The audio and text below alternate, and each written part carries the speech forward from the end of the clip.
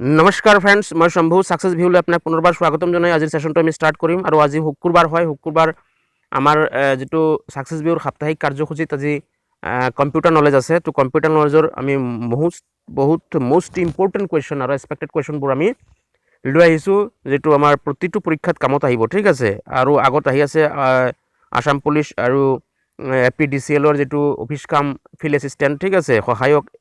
এইভাবে আমাৰ যেটো কম্পিউটাৰ নলেজ থকাটো বাঞ্ছনীয় লাগিবই, সেইকাৰণে আমি আজিৰ সেশনটো লৈ আহিছোঁ আৰু প্ৰতি শুক্ৰবাৰে আপোনালোকে এটাকৈ ভিডিঅ' পাব এই কম্পিউটাৰ নলেজৰ ওপৰত। ঠিক আছে, তো আহক আমি স্টাৰ্ট কৰিম। ইয়াৰ আগতে এটা সৰু ৰিকুৱেষ্ট জনাম, যদি আপুনি আমাৰ চেনেলত নতুন আৰু এই ধৰণৰ জাননী আপোনাৰ লাগে, তেন্তে আমাৰ এই ভিডিঅ'ৰ তলত এটা ৰঙা ৰঙৰ ছাবস্ক্ৰাইব বুটন পাব।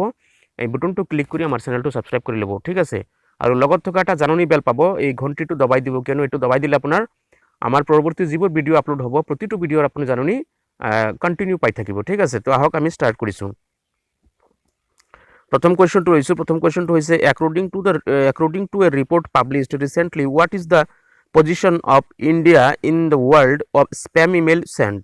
ঠিক আছে, সাম্প্ৰতিক প্ৰকাশিত এটি প্ৰতিবেদন মতে স্প্যাম ইমেইল বিশ্বত ভাৰতৰ অৱস্থান কি?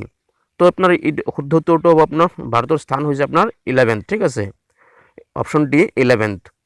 আহক কুৱেশ্যন নম্বৰ 2 লৈছোঁ আমি। কুৱেশ্যন নম্বৰ 2 হৈছে which computer is made up of chip, what kind of computer is it called? অৰ্থাৎ কোন কম্পিউটাৰ চিপ দি বনোৱা হয় সেইটো কোন ধৰণৰ কম্পিউটাৰ বুলি কোৱা হয়? তো আপোনাৰ শুদ্ধ উত্তৰটো হ'ব আপোনাৰ option B micro computer. Option B micro computer. আহক কুৱেশ্যন নম্বৰ 3 লৈছোঁ। which of the first state in India to issue electronic governance? অর্থাৎ ইলেকট্রনিক গভর্নেন্স ইস্যু আপনার ভারতের কোন রাজ্য প্রথম করে আর কি, মানে চালু করে? ঠিক আছে, তো ইয়ার শুদ্ধ উত্তরটো option B Andhra Pradesh. Electronic governance issue প্রথম চালু করে আপনার অন্ধ্রপ্রদেশ। ঠিক আছে, আহক কুৱেশ্যন নম্বৰ 4 লৈছোঁ।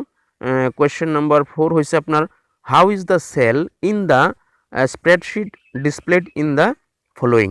অৰ্থাৎ স্প্ৰেডশ্বিটত সেলটো কেনেকৈ প্ৰদৰ্শিত হয়? ঠিক আছে, কেনেকৈ ডিসপ্লেড হয়? তো আপনাৰ শুদ্ধ উত্তৰটো হ'ব আপনাৰ ৰ এণ্ড কুলম ইণ্টাৰছেকশ্যন। ঠিক আছে, ৰ এণ্ড কুলম। ঠিক আছে, তো আহক কুৱেশ্যন নম্বৰ 5 লৈছোঁ আমি। Question number 5, what kind of file is prepared by the word processing program? অৰ্থাৎ কম্পিউটাৰত শব্দ প্ৰক্ৰিয়াকৰণ প্ৰগ্ৰাম দ্বাৰা কি ধৰণৰ ফাইল প্ৰস্তুত কৰা হয়?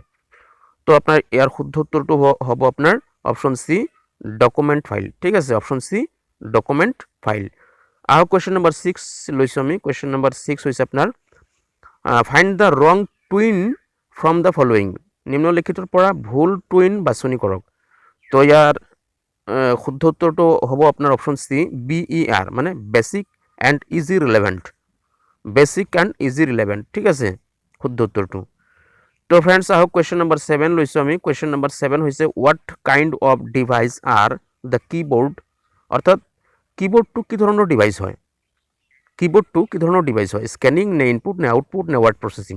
তো আপোনাৰ শুদ্ধ উত্তৰটো হ'ব অপশ্যন বি ইনপুট ডিভাইচ হয়। কিবৰ্ডটো ইনপুট ডিভাইচ। ঠিক আছে, আহক কুৱেশ্যন নম্বৰ 8 ডট বেছ DOC dot and HTM the following example of what? মানে এই যে তিনিটা দিয়া হৈছে, তিনিটা নিম্নোক্ত কোনটোৰ উদাহৰণ হয়? তো আপনার অপশন সি, উত্তরটো অপশন সি এক্সটেনশন। ঠিক আছে, এক্সটেনশনের উদাহরণ হয় এইটো বেস ডক আৰু HTM। তো আহক কুৱেশ্যন নম্বৰ 9 লৈছোঁ আমি। Question number 9, JPEG files are used for which of the following files? অৰ্থাৎ নিম্নলিখিত কোন ফাইলৰ বাবে JPEG ফাইলবোৰ সমূহ আপোনাৰ ব্যৱহাৰ কৰা হয়? ঠিক আছে, তো ইয়াৰ শুদ্ধ উত্তৰটো আপোনাৰ option B picture file. Option B picture file. আহক কুৱেশ্যন নম্বৰ 10 লৈছোঁ আমি। Question number 10, which of the following company makes floppy disk? নিম্নলিখিত কোনটো সংস্থা ফ্লপি ডিস্ক তৈয়াৰ কৰে? ছনী, ছামছুং, গুগল, মাইক্ৰ'ছফ্ট, কোনটোৱে? তো আপোনাৰ শুদ্ধ উত্তৰটো হ'ব ছনীয়ে। Option A Sony. আহক কুৱেশ্যন নম্বৰ 11 লৈছোঁ আমি। 11, what is the mouse technique used for access to the properties of an object? এটা বস্তুৰ বৈশিষ্ট্য এক্সেছ কৰাৰ বাবে ব্যৱহৃত মাউছ কৌশলটো কি? শুদ্ধ উত্তৰটো হ'ব আপোনাৰ option A right clinching option A. আহক আমি কুৱেশ্যন নম্বৰ 12 লৈছোঁ।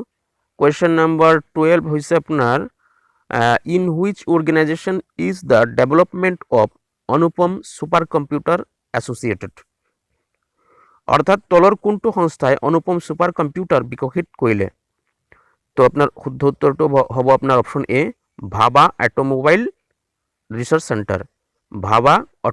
Research Centre option A. আহক কুৱেশ্যন নম্বৰ 13 লৈছোঁ আমি। Question number 13 how much is the storage capacity of 3.5 shaped floppy অৰ্থাৎ 3.5 আকাৰৰ ফ্লপিৰ ষ্টোৰেজ ক্ষমতা কিমান? তো আপোনাৰ শুদ্ধ উত্তৰ হ'ব option D 1.44 MB option D. আহক আমি কুৱেশ্যন নম্বৰ 14 লৈছোঁ। Question number 14 what is a storage capacity unit at আকৌ কৈছোঁ what is a storage capacity unit, এটা ষ্টোৰেজ ক্ষমতাৰ ইউনিট কি? তো আপোনাৰ ইউনিট হৈছে আপোনাৰ শুদ্ধ উত্তৰটো হৈছে আপোনাৰ BYTE byte option A option A. ঠিক আছে। আহক আমি কুৱেশ্যন নম্বৰ 15 লৈছোঁ। Which of the following memory শ্ব'জ ইউৰ কম্পিউটাৰ, আপোনাৰ কম্পিউটাৰত কোনটো মেমৰি শ্ব' কৰে মানে দেখায়? ঠিক আছে।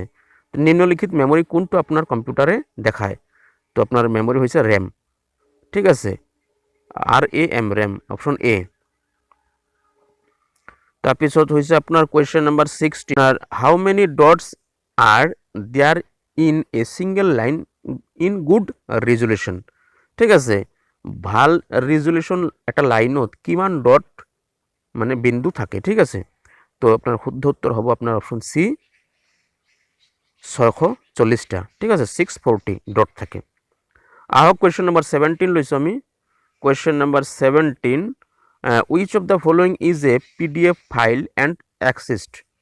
নিম্নলিখিত কোনটো এটা PDF ফাইল তথা এক্সেছ কৰা হয়? তো আপোনাৰ অপশ্যন চি এক্ৰোবেট ৰিডাৰ। আহক আমি কুৱেশ্যন নম্বৰ 18 লৈছোঁ। Question number 18 what is the following in the first generation computer.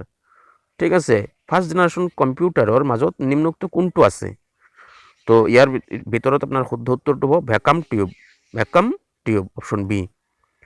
আহক কুৱেশ্যন নম্বৰ 9 লৈছোঁ আমি 19। Question number 19 tell the full name of BPS মানে BPSৰ সম্পূৰ্ণ নাম কি, ফুল ফৰ্ম কি? তো কম্পিউটাৰৰ ভাষাত এইটো আপোনাৰ শুদ্ধ হ'ব আপোনাৰ অপশ্যন এ বিট পাৰ ছেকেণ্ড BPS মানে বিট পাৰ ছেকেণ্ড। তো আহক আমি কুৱেশ্যন নম্বৰ 20 ল'ম। কুৱেশ্যন নম্বৰ 20 হৈছে which of these companies is known for its production of Seagate computers. অৰ্থাৎ এই সংস্থাবোৰৰ মাজত কোনটো চিগেট কম্পিউটাৰৰ উৎপাদনৰ বাবে জনাজাত? তো আপোনাৰ শুদ্ধ উত্তৰটো অপশ্যন বি হাৰ্ডিক্স। ঠিক আছে। তো ফ্ৰেণ্ডছ আজি আমি 20টা কুৱেশ্যন দিলোঁ আৰু নেক্সট শুকুৰবাৰে আৰু 20-25-30টা যি পাৰোঁ আমি কালেকশ্যন কৰিবলৈ আপোনাক দিম। তো যদি ভাল লাগে লাইক আৰু শ্বেয়াৰ কমেণ্ট কৰিব আৰু লাগিলে জনাব। ঠিক আছে। তো ফ্ৰেণ্ডছ আজি ইমানেই। নেক্সট লগ পোৱাৰ আশাৰে আজিলৈ ইমানতে আহিছোঁ। জয় আই অসম।